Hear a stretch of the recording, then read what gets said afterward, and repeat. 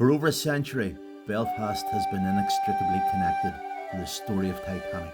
Its legacy has loomed large over the city's past, but there is much, much more to our history than the tale of a doomed liner.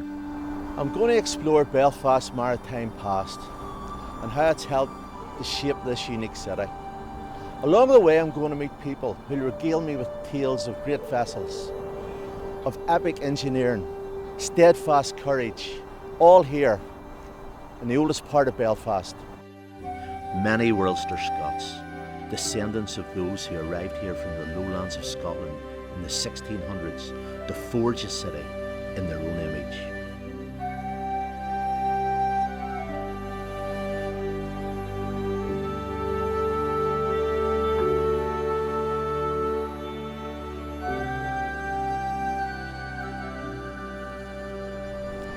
Our journey starts here, the Maritime Trail, at this iconic Belfast location, Donegal Quay. Marked today by probably one of the most famous sculptures in the city, the Big Fish, sculpted by local man John Kindness. The salmon's ceramic blue and white scales depict scenes from Belfast's history. Each tile exposes a window into the past, from Industrial Revolution to shipbuilding and Scottish merchants exporting their wares to a new world. The sculpture sits in a special place where the city began and just above one of Belfast's best kept maritime secrets.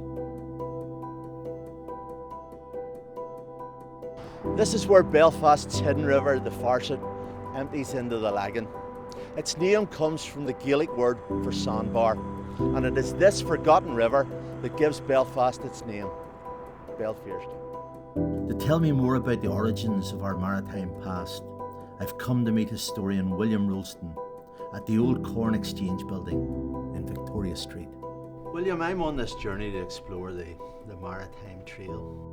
Yes, we're very fortunate with Belfast that from the late 17th century onwards we've got a wonderful collection of maps that show the development of the 17th century town into the, you might say, late Victorian powerhouse that we're more familiar with. But in the grand scheme of things, how important was the Farset River in the development of Belfast from a town into this city that we know today?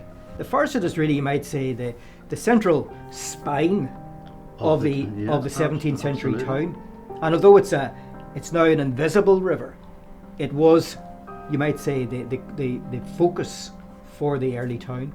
We can see a number of bridges over the Farset, but other than that, it's still a largely open river, and you can see the way ships are pulling up just to the edge of the river. So these would have been this would have been like the harbour facility of the late 17th century town.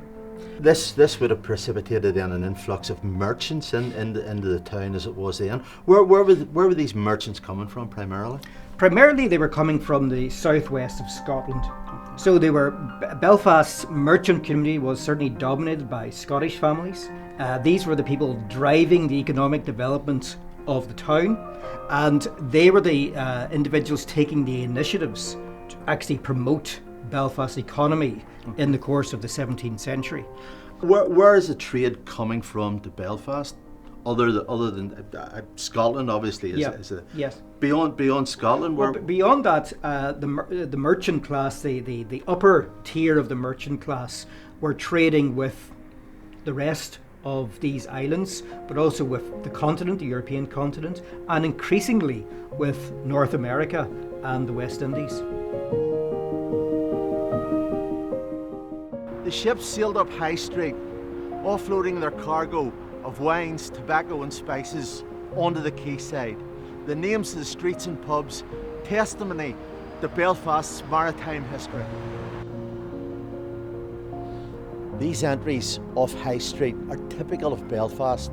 It's said that they're aligned with footbridges across the River Farset, today buried deep in the bowels of Belfast streets. Ulster Scots merchants built their commercial warehouses and shops here due to its location by the river and access to the sea routes. By the end of the 19th century, the Farset had helped turn Belfast into the world's largest linen exporter. The river was the thriving, bustling artery of the emerging city. As Belfast grew to be an industrial powerhouse, so too did the smell. The Farset had become an open sewer filled with human excrement and effluent from the local factories that was pumping into the river on a daily basis. Before long, the stench from the polluted river became unbearable. The town unanimously decided to bury the Farset under a culvert. With the river now invisible, its route can still be seen by the angle of the Albert Memorial Clock, which was built on the marshy banks of the Farset River. The river skirts round the left-hand side of the Albert Clock, runs under Custom House Square, and spills into the Lagan just underneath the Big Fish. Buried deep in its bowels is a time capsule. It's there to tell the story of Belfast for generations to come. Hopefully the Farset River remains front and centre of that tale.